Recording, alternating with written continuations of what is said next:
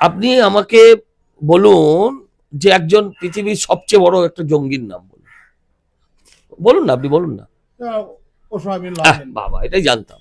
আচ্ছা, Osama bin Laden কখনো বলেছে হিন্দু হোক, খ্রিস্টান হোক, রাশিয়া হোক, কারোর 30% মানুষকে, জনতার আমি মুন্ডু কেটে আমি ভাগীরথী, আচ্ছা ভাগীরথী নেই, ওখানে যে নদী আছে সেই নদীর জলে, সাগরের জলে ভাসিয়ে দেবো, কখনো বলেছে? আপনি আমায় বুঝিয়ে বলুন। পশ্চিমবাংলায় এই মুহূর্তে যা পরিস্থিতি, সেই পরিস্থিতিটা একেবারে সামনে আস্তে আস্তে আসা শুরু করেছে। দীর্ঘদিন ধরে যেটা অভিযোগ ছিল, এ রাজ্য অর্থাৎ বাংলা স্লিপার সেল, আর সেই বাংলায় এই মুহূর্তে যেভাবে আস্তে আস্তে প্রায় প্রতিদিনই জঙ্গি ধরা পড়ছে, গত কয়েকদিনের মধ্যে 10 থেকে 12 জন জঙ্গি ধরা পড়েছে এবং তারা জঙ্গি কার্যকলাপ চালাতো এ রাজ্যে। আর এখন পুলিশের হাতে সেগুলো ধরা পড়ছে। বলছি সজলদা, আপনি তো রয়েছেন, আপনি তো একটা প্রশাসনিক জায়গাতেই আপনি বিলং করছেন। প্রশাসনিক জায়গায় অফিসিয়ালি বটে, কিন্তু এই যে প্রশাসনটার কথা বলছেন সেই প্রশাসনের সঙ্গে তার বিস্তর ফারাক। মানে আজকের দিনে নিরাপত্তা যেরকম আমরা গল্পের গরু। মুম্বাই, আজকের দিনে নিরাপত্তা হচ্ছে গল্পের গরু। মুম্বাইতে যেরকম দেখেছিলাম সে কাসাবের বিষয়ে, যে হঠাৎ করে স্টেশনে ঢুকে বন্দুকের থেকে গুলি চালানো শুরু করলো, সেই রকম আবার ঘটবে না তো? এখানে কি আশঙ্কা করছেন? যে কোনো দিন ঘটতে পারে, আশঙ্কা করার কোনো কারণ নেই। দেখুন, ভারতবর্ষের যে কোনো জায়গাতেই এটা ঘটতে পারে, কিন্তু পশ্চিমবঙ্গে এটা যে কোনো মুহূর্তে ঘটতে পারে। পশ্চিমবঙ্গে না ঘটাটাই খবর, ঘটাটা কোনো খবর হবে না। মুশকিল হচ্ছে সারা ভারতবর্ষ অ্যালার্ট, শুধু পশ্চিমবঙ্গ সরকার, তার সরকারের প্রতিনিধিরা বলছে এখানে কোনো জঙ্গিই নেই। ধরা পড়ছে কি করে? তারা জঙ্গি নয়, তারা সমাজসেবী, তারা ফাদার টেরিজা। আপনি আমাকে বলুন যে একজন পৃথিবীর সবচেয়ে বড় একটা জঙ্গির নাম বলুন। বলুন না, আপনি বলুন না। Osama bin Laden. বাবা, এটাই জানতাম।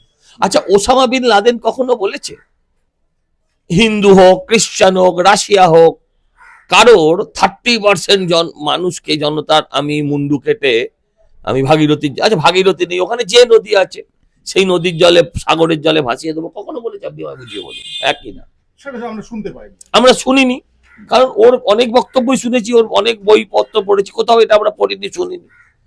একজন সরকারের একজন পার্ট, আপনি যেমন বললেন একজন কাউন্সিলর, আপনি একজন প্রশাসনিক ব্যক্তিত্ব, সেরকম একজন এমএলএ, সে তো আরো অনেক বড় প্রশাসনের পর্যায়ের, না উচ্চ পর্যায়ের প্রশাসনিক ব্যক্তিত্ব।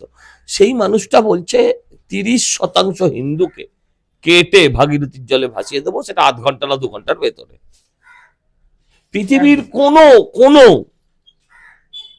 যারা লাখ লাখ হিন্দুকে খুন করেছে, সে গজনীর সুলতান থেকে শুরু করে, মামুদ থেকে শুরু করে, নাদির শাহ থেকে শুরু করে, বাবর অব্দি, কেউ এই কথাটা অন্তত মুখে বলেনি। ইতিহাসে আমরা পড়ি, কোথাও পাবেন না। সে আপনি ঐতিহাসিকের ইতিহাস বলুন, মমতার ইতিহাস বলুন, কোন ইতিহাসে সেটা পাবেন না। কিন্তু একজন এমএলএ কথা বলছেন, একজন মন্ত্রী, তিনি বলছেন যে আমি, মানে তিনি দাওয়াতে ইসলামের ডাক দিচ্ছেন যে সবাই ইসলামে এসে যাও। ঠিক আছে, ওটা একটা কোনো ধর্মগুরু দিল, মানা যায়। কিন্তু একজন মন্ত্রী বলছেন সবাই ইসলামে চলে এসো, আগামী দিন আমরা সংখ্যাগুরু হয়ে যাব, 33% থেকে 50%-এ পৌঁছে যাব। কিসের মাধ্যমে সংখ্যাগুরু হবে?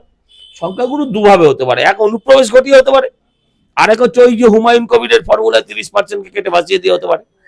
আপনি বলুন এদের থেকে বড় জঙ্গি কারা?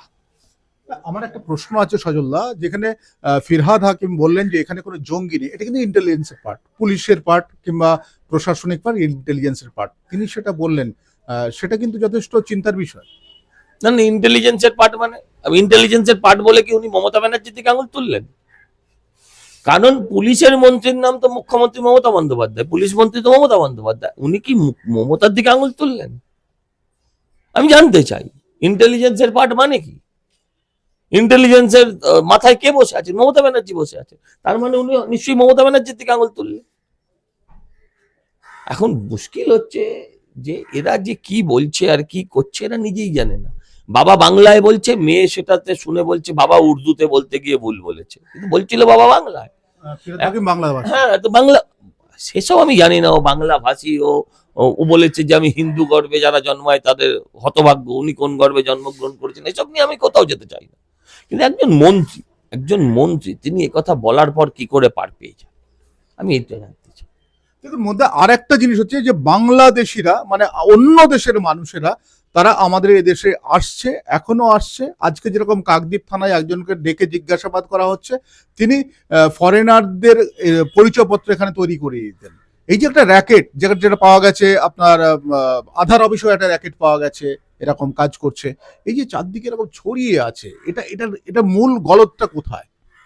মূল গলতটা কি, আপনি কদিন আগে আপনাদের টিভিতেই সব দেখছিলাম, আপনাদের সংবাদ মাধ্যমে পোর্টালেই দেখছিলাম, একজন তৃণমূলের নেত্রী, সম্ভবত উত্তর 24 পরগনার কোনো একটা জায়গার হবেন, এক্ষুনি মনে পড়ছে না, এবং তিনি দায়িত্বপ্রাপ্ত নেত্রী, হাবিজাবি নয়, স্বঘোষিত নয়, তৃণমূলে বেশিরভাগ স্বঘোষিত হয়, তা স্বঘোষিত নয়, এটা হচ্ছে দল ঘোষিত। তিনি বলছেন যত বাংলাদেশিরা আছেন তাদের সবাইকে আধার কার্ড, ভোটার কার্ড করে দিতে হবে, একজন যেন বাদ না যায়, এবং দরকার হলে জাকির দার সঙ্গে দেখা করে নেবেন। টিভিতে আমরা দেখেছি।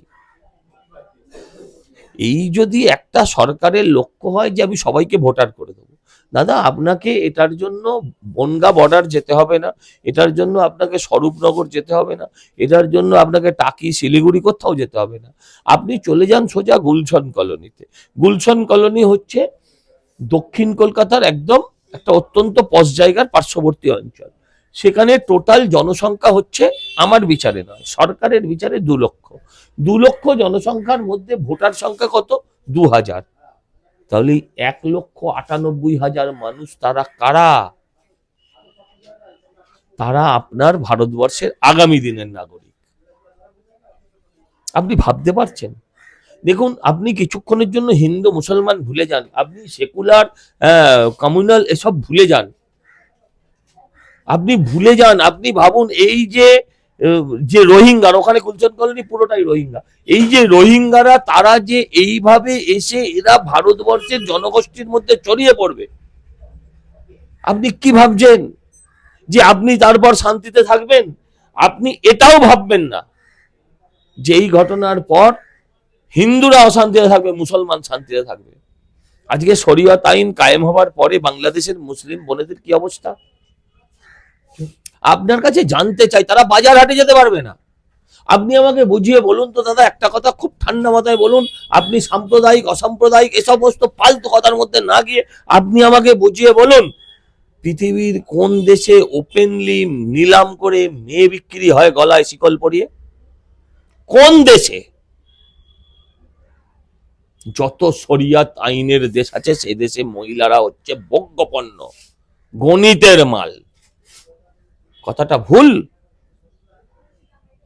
আপনার এই যে গ্যালিফ স্ট্রিটের ওই যে এতে গ্যালিফ স্ট্রিটে পাখির হাটে এই যদি এরাম চলতে থাকে, আগামী 15 বছর বাদে এখানে মেয়েদেরকেও গলায় দড়ি দিয়ে এরম ভাবে বিক্রি করা হবে। আপনি কি সেটা চান? মুসলিমরা পৃথিবীর মধ্যে কোথায় ভালো আছে? কোন দেশে ভালো আছে? 57টা মুসলিম কান্ট্রি আছে, কোন দেশে মুসলমানরা সবচেয়ে ভালো শান্তিতে আছে? আপনাকে আমি এটা প্রশ্ন করব। কোথাও অর্থ, কোথাও যুদ্ধ।